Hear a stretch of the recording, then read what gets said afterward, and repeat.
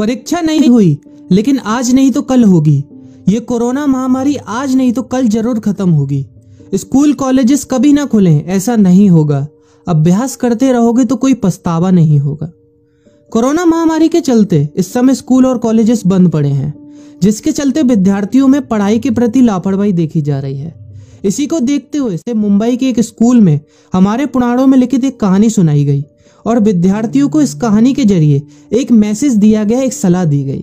कहानी ये थी कि एक बार भगवान इंद्र किसानों से नाराज हो गए और उन्होंने घोषणा कर दी कि 12 साल तक बारिश नहीं होगी, आप फसलों को नहीं उगा पाएंगे। भगवान इंद्र से किसानों ने विनम्रता पूर्वक विनती की। किसानों की विनती को देखते हुए इंद्र ने बड़ी चालाकी से बारिश न होने का सारा श्रेय भगवान शिव के ऊपर डाल दिया और कहा कि बारिश तभी संभव है जब भगवान शिव अपना डमरू बजाएंगे। लेकिन इंद्रदेव भगवान शिव के साथ पहले ही गुप्त रूप से चर्चा कर चुके थे और उनसे किसानों के साथ सहमत नहीं होने के लिए भी अनुरोध कर चुके थे।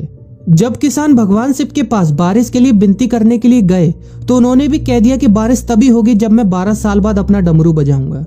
निराश होकर वापस लौटते किसानों ने 12 साल तक इंतजार करने का फैसला किया। लेकिन उनमें से एक किसान वापस लौटकर नियमित रूप से अपना काम कर रहा था, खेती कर रहा था, यहाँ तक कि बीज भी बो रहा था। अन्य किसानों ने यह देखकर उस किसान का मजाक उड़ाना चालू कर दिया। कुछ किसानों ने उससे पूछा भी कि आप अपना समय और ऊर्जा क्यों बर्बाद कर रहे हैं, जबकि आप जानते हैं कि 12 साल तक बारिश नहीं होने वाली। उस किसान ने जवाब दिया कि मुझे पता है कि बारिश के बिना मेरी फसल नहीं आएगी, लेकिन मैं ये सब केवल अभ्यास के रूप में कर रहा हूँ। 12 साल बाद मैं फसलों को उगाने और खेतों में काम करने की प्रतिक्रिया को भूल जाऊंगा। शरीर की काम करने की आदत छूट जाएगी और शरीर आलस का शिकार हो जाएगा। इसलिए मैं अभ्यास करता रहता हूँ कि जब 12 साल बाद बारिश होगी तो मुझे काम करने में मुश्किल नहीं होगी। जब इस किसान की यह बात पार्वती जी को पता चली तो उन्होंने भी चिंतित होकर शिव जी से कहा, आप भी 12 साल बाद डमरू बजाना भूल सकते हैं। यह सुनकर भगवान शिव भी चिंतित हो गए, इसलिए कहीं वो डमरू बजाना भूल तो नहीं गए, इसकी जांच करने की सोची और अपना डमरू उठाकर बजाने की कोशिश करने लगे। कोशिश करते हुए जैसे ही डमरू से आवाज आई वैसी बारिश होने लगी और जो किसान नियमित रूप से अपना काम कर रहा था उस किसान का खेत फसलों से हरा भरा हो गया। लेकिन बाकी सभी बारिश का इंतजार करते किसानों को पछतावा हुआ, क्योंकि उन्होंने अभ्यास करना भी छोड़ दिया था। इसी तरह 2 सप्ताह बाद, 2 महीने बाद या 2 साल बाद लॉकडाउन समाप्त हो जाएगा। कोरोना महामारी भी खत्म हो जाएगी।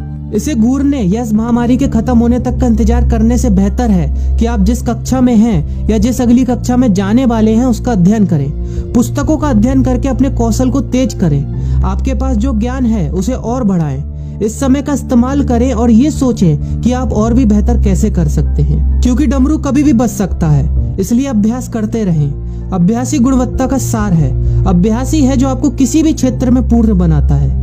अगर आप अपनी पढ़ाई के प्रति लापरवाही छोड़कर अभ्यास करते रहेंगे तो जब काम करने का समय आएगा, जब भी परीक्षा देने का समय आएगा, तो आप हर चुनौती और अपने हर क्वेश्चन का जवाब देने के लिए तैयार रहेंगे। अपना ध्यान रखें और अपनों का ख्याल रखें, क्योंकि कोरोना भी गया नहीं है। घर पर ही रहने की कोशिश करें ताकि आप भी और अन्य भी सुरक्षित रहें और नियमित रूप से अभ्यास करते रहें, क्योंकि डमरू कभी भी बच सकता है। वीडियो अच्छी लगी हो तो वीडियो को लाइक और अपने फ्रेंड्स के साथ शेयर करना मत भूलिएगा।